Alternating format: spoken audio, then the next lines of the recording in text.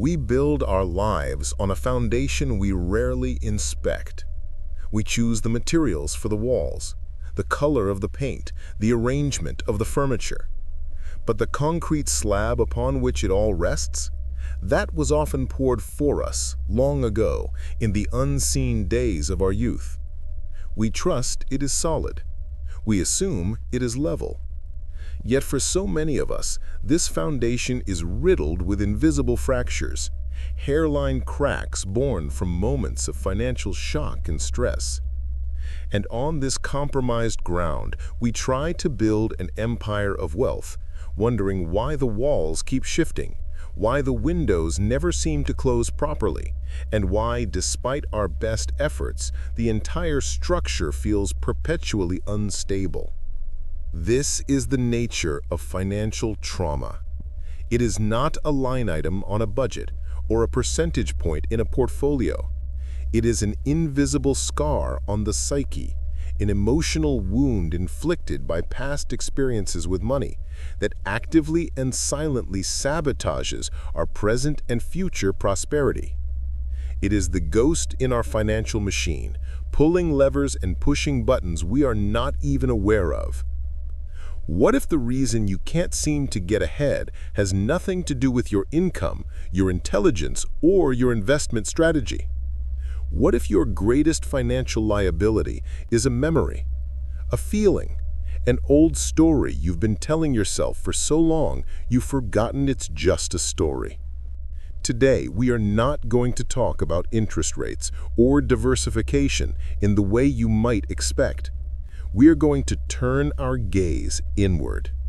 We are going to become archeologists of our own financial behavior, to unearth the hidden wounds that dictate our decisions, and to begin the essential work of mending the foundation upon which our entire financial lives are built. To understand financial trauma, we must first understand how our brains process threats. Deep within the architecture of our minds lies the limbic system, our ancient emotional core. It is the brain's first responder, its vigilant security guard. When faced with a perceived threat, a predator in the wild, or in the modern world, the terrifying final notice on a bill, it triggers a powerful fight, flight, or freeze response. This system is designed for immediate survival, not for long-term rational planning. It is magnificently effective at keeping us alive in the short term.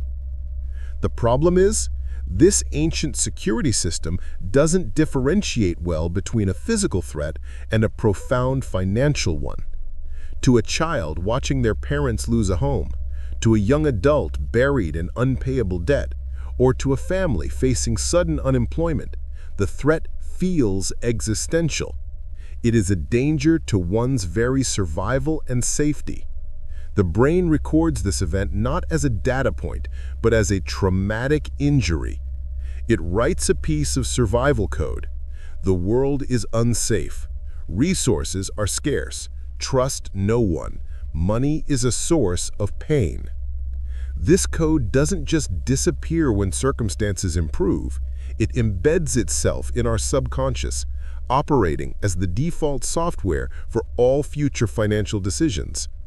The rational, calculating part of our brain, the prefrontal cortex, which understands compound interest and asset allocation, is constantly being hijacked by the panicked alarms of the limbic system. We think we are making a choice, but in reality, we are having a reaction. We are not steering the ship. We are simply reacting to the currents of an old storm. Consider the story of two brothers who grew up in a household defined by extreme scarcity. Every meal was a negotiation, every worn-out pair of shoes a source of shame.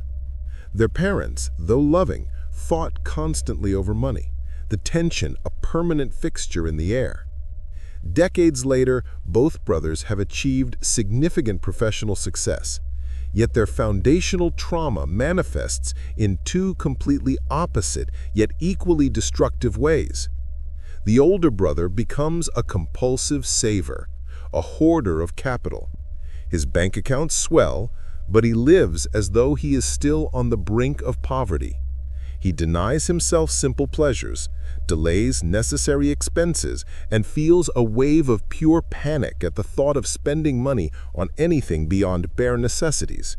He refuses to invest, terrified of the market's volatility, preferring the illusion of safety in cash that slowly erodes to inflation. His trauma tells him, you can lose everything at any moment. Hoard it, protect it. He has built a fortress of wealth, but he lives as a prisoner within its walls. His money brings him no freedom, only a constant, gnawing anxiety. He has escaped poverty, but the mindset of scarcity has followed him, a shadow he can never outrun. The younger brother, scarred by the same experiences, goes the other way. He becomes a compulsive spender. For him, money is a tool to soothe the old wound, to prove to himself and the world that he has escaped his past. He buys expensive cars, designer clothes, and lavish vacations. Each purchase provides a fleeting hit of relief, a momentary feeling of abundance that masks the deep-seated fear of lack. He lives paycheck to paycheck despite a high income because his trauma whispers, you never had this, you deserve it, spend it before it disappears. He is sabotaging his long-term security for short-term emotional regulation. He is trying to fill a hole from his past with material goods, but the hole is bottomless. Both brothers are intelligent, both are capable, but both are being controlled by the ghosts of their past. Their financial behaviors are not choices, they are symptoms. This is the insidious nature of financial trauma. It takes on many forms, but its function is always the same, to protect us from a threat that in many cases no longer exists, and in doing so, it sabotages the very security it seeks to create. To truly begin the healing process, we must first identify the specific ways this trauma manifests. Like a physician diagnosing an illness, we must give a name to what afflicts us. These manifestations, these ghosts, typically appear in one of four primary forms. The first ghost is the financial hoarder. This is the archetype of the older brother. The hoarder is driven by a deep-seated fear of loss and scarcity. Their formative financial experience was likely one of sudden, catastrophic loss or chronic poverty. As a result, their nervous system is permanently wired for a financial winter that may never come. They equate spending with danger and saving with safety. But it is a distorted, pathological form of saving. They don't save with a purpose, like for retirement or a specific goal. They save out of pure, unadulterated fear. Investing feels like gambling because it involves risk, and their entire being is programmed to eliminate risk at all costs. The sabotage here is subtle but profound. By refusing to let their money work for them, by letting it sit in low-yield accounts where its purchasing power is devoured by inflation, the hoarder guarantees a slow but certain loss. They win the battle of never losing a dollar in the market, but they lose the war of building real, lasting wealth. Their pursuit of absolute safety, ironically, leads to financial stagnation. The second ghost is the financial avoider. This is the person who feels a surge of anxiety simply logging into their bank account. They let bills pile up unopened. They don't know how much they owe, how much they have, or where their money is going. Engaging with their finances is so emotionally overwhelming that they choose complete denial. Their trauma may stem from an experience where money was a source of conflict, shame, or confusion. Perhaps they witnessed intense arguments about money, or were made to feel guilty for their family's financial struggles. As a result, they learned to associate the entire topic of finance with pain. Their subconscious strategy is simple. If you don't look at the problem, it doesn't exist. Of course, this is a devastatingly flawed strategy. By avoiding reality, they surrender all control. Small problems like a missed payment snowball into credit-destroying disasters. They miss opportunities for growth, fail to plan for the future, and live in a state of constant, low-grade dread, always waiting for the inevitable moment when the reality they have ignored comes crashing down. The avoider's inaction is a form of self-sabotage, a slow-motion demolition of their own financial house. The third ghost is the specter of scarcity, which often manifests as the younger brother did, through compulsive spending or extreme risk-taking. This ghost haunts those who experienced profound deprivation. Their behavior is a desperate attempt to create distance from the pain of that past. Every purchase is a declaration, I am not that person anymore. I am not without. But because the spending is driven by emotion rather than need or value, it becomes a treadmill. The relief is temporary, and the underlying anxiety of scarcity remains, demanding another, larger purchase to be soothed. A corollary to this is the financial gambler. Desperate to escape their past, they're drawn to get-rich-quick schemes and high-risk speculative bets. They are not investing, they are buying lottery tickets with their life savings, hoping for a single miraculous event to solve all their problems and heal their old wound. Both the spender and the gambler are driven by the same desperate energy, a need to outrun the memory of having nothing, and in their haste, they often run right back towards it. The final ghost is the financial imposter. This specter appears when someone who has experienced financial trauma finally achieves a level of success and stability. Rationally, they know they are secure. They have a good income, savings, and investments. But emotionally, they still feel poor. They feel like a fraud, as if at any moment someone will discover they don't belong in this world of abundance and take it all away. This leads to a unique form of self-sabotage. They might undercharge for their services, believing they aren't worth more. They may shy away from promotions or opportunities because they feel they don't deserve them. In some cases, they might even make subconsciously destructive financial decisions, a bad investment, an unnecessary loan, to return themselves to a state of financial precarity that, while painful, feels more familiar and real than their newfound success. They are uncomfortable with security because their identity was forged in insecurity. To be wealthy feels inauthentic, and so they find ways, both subtle and overt, to undermine their own prosperity. The hoarder, the avoider, the spender, the imposter. These are the phantoms born from trauma, each one whispering destructive advice to our ears, disguised as a voice of protection. So how do we perform this exorcism? How do we mend a foundation that was cracked before we were old enough to understand what it was? The process is not one of brute force, but of careful, deliberate reconstruction. It involves 4 key stages: excavation, deactivation, redesign, and reconstruction.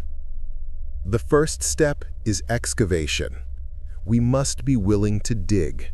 We must ask ourselves the difficult questions. What is my first memory of money? What messages did I receive about wealth, poverty, and security from my parents, my community, and my culture? Can I identify a specific event or a prolonged period that created a strong emotional charge around money? This process requires radical honesty and self-compassion. It can be helpful to journal, to write down your money story from its earliest chapter. The goal is not to assign blame or to wallow in the past. The goal is simply to bring what is in the subconscious into the light of conscious awareness. You cannot heal a wound you cannot see. Naming the trauma, acknowledging its existence and its origins, is the first and most critical step. It shifts the narrative from "I am bad with money" to "I am reacting to a past event." This simple reframe is profoundly empowering. The second step is deactivation. Once we have identified the old survival code, we must learn to deactivate its alarm system. This is the practice of separating past danger from present reality. When you feel that familiar pang of anxiety, the urge to hoard, to avoid, to spend, the key is to pause. Instead of reacting instantly, you create a space. In that space, you can practice mindfulness. Acknowledge the feeling. Say to yourself, "I'm feeling fear about this purchase." Then, ask a rational question. Is this threat real right now, in this moment, or is this an echo of the past? This practice builds a new neural pathway. It trains your brain to engage the prefrontal cortex before the limbic system takes over. You are teaching your inner security guard that the war it was fighting is over. The environment has changed. The old rules of survival no longer apply and, in fact, are now causing harm. You are not erasing the memory. You are updating its relevance to your current situation. The third step is redesign. With the old, fear-based blueprint excavated and its alarms deactivated, it is time to create a new one. This is where you move from a reactive stance to a proactive one. You must consciously define what money means to you and what its purpose is in your life. Is it a tool for freedom, a means for security, a resource for generosity, a way to create experiences and memories? Your new financial blueprint should be based on your core values, not your old fears. If your value is freedom, your financial plan will look very different than if your primary driver is the fear of scarcity. This new blueprint becomes your new true north. You write a new money story, one where you are the protagonist, a competent, thoughtful steward of your resources, not a victim of circumstance. This story should be written down, reviewed, and internalized. It is the architectural plan for the new foundation you are about to build. The final step is reconstruction. This is where you translate your new blueprint into tangible action, using tools and systems to support your rational mind and bypass your emotional triggers. This is where the practical advice you've heard 1,000 times finally becomes effective because it's being built on solid ground. Automation is perhaps the most powerful tool in this phase. Set up automatic transfers to your savings and investment accounts the day you get paid. This decision, made once from a place of logic, executes itself without any emotional interference. You are paying your future self first, aligning your actions with your new blueprint before the ghosts of trauma can whisper their doubts. Creating a clear, written financial plan is another critical tool. It is a map for your decisions, a pre-committed guide that you can refer to when you feel emotionally adrift. And finally, there is education. Fear thrives in darkness and uncertainty. By learning about how money and investing actually work, you replace fear with competence. You begin to see the stock market not as a casino, but as a tool for wealth creation. Each small, informed action, making your first investment, rebalancing your portfolio, increasing your savings rate, is a block of concrete laid in your new foundation. Each action builds confidence and reinforces your new identity as a capable architect of your own financial life. Healing from financial trauma is not a linear process. There will be moments when the old fears resurface. There will be days when the ghost of the past feels more real than the promise of the future. The key is self-compassion. Acknowledge the setback, Remind yourself of your new blueprint and take the next small, right action. A financial mistake is not a moral failing. It is a data point. It is an opportunity to learn and to reinforce your new systems. The scars of our past do not have to be a life sentence of financial struggle. They are a part of our story, but they do not have to be the entire narrative. To look at our financial wounds is to be courageous. To understand their origin is to be wise. To consciously choose a new path is to be free. The goal is not to build an impenetrable fortress against a world of imagined threats. The goal is to build a beautiful, functional home on a foundation so solid, so well conceived, that you can live within it in a state of peace, security, and freedom. A home where you are not a prisoner of your history, but the master of your destiny. The cracks of the past never fully disappear, but by filling them with the gold of awareness, compassion, and conscious action, we can transform them from sources of weakness into marks of our own profound and enduring strength. Your financial life is not a spreadsheet. It is one of the most personal, intimate stories you will ever write. The only question is whether you will allow the ghosts of the past to hold the pen, or if you will finally take it and write the ending yourself.